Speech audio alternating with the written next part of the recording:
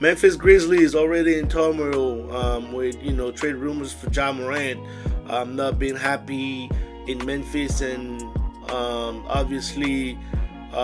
being suspended for his comments of the coaching staff not playing him much during one of these games and getting suspended for one game for conduct detrimental to the team. Memphis 3-6,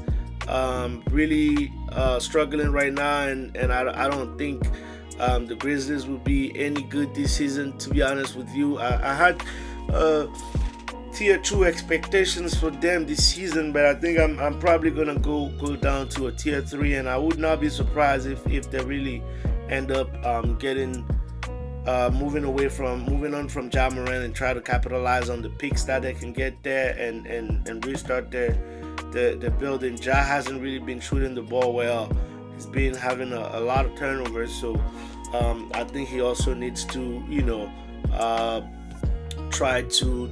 put better performances at least maybe to why not raise his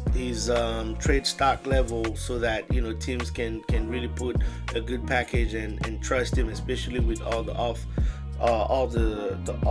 the court issues that he's been having.